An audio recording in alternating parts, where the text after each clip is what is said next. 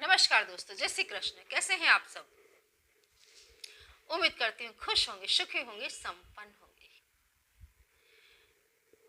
दोस्तों, आज जो मैं आपको उपाय बताने के लिए जा रही हूँ, ये उपाय है वाक सिद्धि का। काफी लोग चाहते हैं कि मैं वाक सिद्धि सिद्ध करूं, मैं जो कहूं वो हो जाए। मैं जो उपाय बताने के लिए जा रही हूँ वो तो बहुत ही सामान्य सा उपाय है, बहुत ही सामान्य उपाय है। लेकिन वाक सिद्धि दोस्तों, ऐसे भी यदि आप मंत्र तंत्र ज्यादा करते हैं, आपने साधनाएं की हैं, आपने मंत्र सिद्ध किए हैं, तो वाक सिद्धि यूं भी आपके अंदर डेवलप हो ही जाती है। आप देखना, जो भी व्यक्ति शुद्ध है, जो भी व्यक्ति मंत्र जाप कंटिन्यू करता है, एवरीडे करता है, उस व्यक्ति के अंदर वाक सिद्धि अपने आप आ जाती है। वाक सिद्धि नहीं, ढेर सारी और भी सिद्धियां अपने आप डेवलप हो जाती है।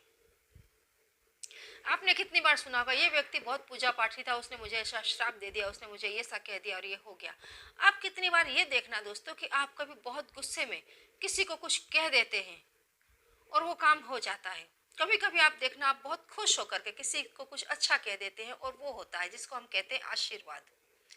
कहते हैं ना, बड़ों के आशीर्वाद लेने चाहिए, कि कोई जब हमें अच्छे आशीर्वाद देता है तो उसका भी कहना सिद्ध हो जाता है।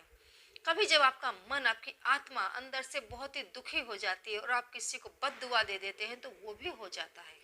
उसके लिए आपको किसी मंत्र जाप की आवश्यकता नहीं होती है ना। तो ये सारी शक्तियां कहाँ हैं? आप ही के अंदर है। बस आप उसे लाइव कर लेते हैं कंसंट्रेशन के द्वारा, मंत्र जापों के द्वारा। आज जो उपाय दोस्तों मैं बताने के लिए आ रही हूँ, उसमें आपको कोई कंसंट्रेशन करने की आवश्यकता नहीं है। सिर्फ इस चीज को अपने पास रखने मात्र से आपकी जो वाक सिद्धि है वो आपको सिद्ध हो जाएगी। लेकिन मैं फिर बता दूं कि कभी कभी हमारे लिए कुछ ऐसी चीजें जो हमारे प्लस में हो, वही चीज का यदि हमने दुरुपयोग कर दिया तो वही हमारे लिए श्राप बन जाती है।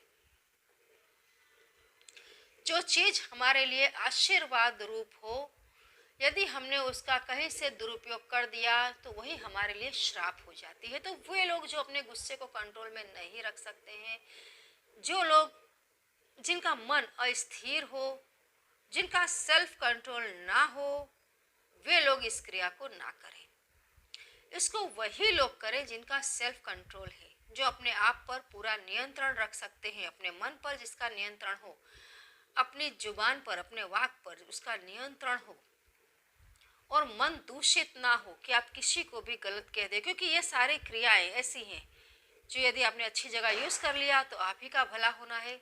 यदि आपने किसी को बद्दुआ देने के लिए यूज़ किया तो उसमें उसका तो बुरा होगा, लेकिन उससे ज़्यादा आपका बुरा भविष्य में होगा और होगा, इसमें कोई दो मत नहीं है। ठीक है, तो आपको दोस्तों ढूंढना है थूहर का पौधा। क्या ढूंढना है? थूहर का पौधा।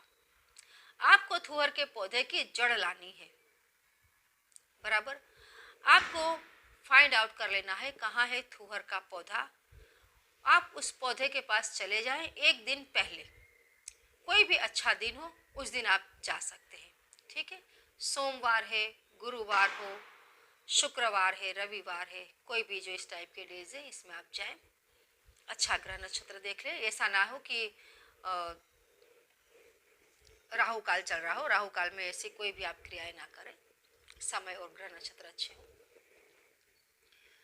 आपको इस पौधे के पास जा करके और उसे जल सेंच देना है और थोड़े से पीले चावल चढ़ा देना है, 2 अगरबत्ती लगा देनी है, और वहां आपको प्रार्थना करनी है कि कल मैं आपको लेने के लिए आऊंगा या आऊंगी, आपको मेरे साथ चलना होगा।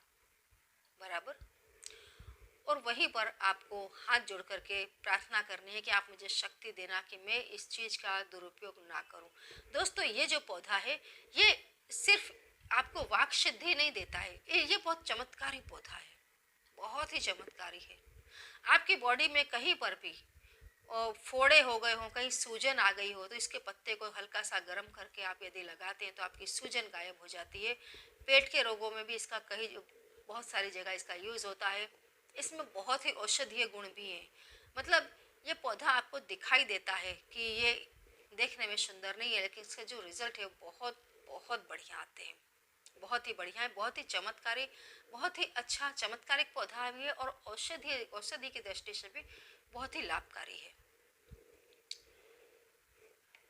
तो आपको इसको आमंत्रण दे देना है और उसके बाद दूसरे दिन जाकर के आपको इसकी जड़ को काट लेना है। काट करके आप अपने घर में ले आए, उसे गंगा जल से धो ले, स्वच्छ कर ले। स्वच्छ करने के बाद आपको इसे पूजा स्थान में रख देना है। और एक एक दिया दोस्तों आप माँ शारदा के नाम का अवश्य ही जला दें। उसके बाद इस जड़ में आपको हल्दी, कुमकुम, अक्षत वगैरह चढ़ा देना है। चढ़ाने के बाद तुलसी की माला लेकर के आप बैठ जाए और आपको बोलना है, ओम नमो देहि में वाक सिद्धि, ओम नमो देहि में वाक सिद्धि नमः, ओम नमो देहि में वाक सिद्धि नमः। बराबर, बहुत ही साधारण है। वाक सिद्धि के दोस्तों इसके सिवाय भी बहुत सारे मंत्र हैं, लेकिन ये बहुत ही साधारण मंत्र है। आप उस जड़ के सामने बैठ करके बहुत साधारण ढंग से इस मंत्र को बोलते रहे। कम से कम एक माला अवश्य ही करें। ठीक है। इसके बाद आपको इस जड़ को लाल कपड़े में रैप कर लेना है। लाल कपड़े के अंदर आप इसको सिल लें, बांध लें, रैप कर लें और अपने राइट हैंड में आप इसको बांध लें। बराबर, जो महिलाएं हैं वे अपने लेफ्ट हैंड में इसको बांधें। इसके बाद आप खुद देखेंगे कि आपका कहा कैसे सच होता है। आप खुद देखना कि आपको अपने आप वाक सिद्धि प्राप्त होगी।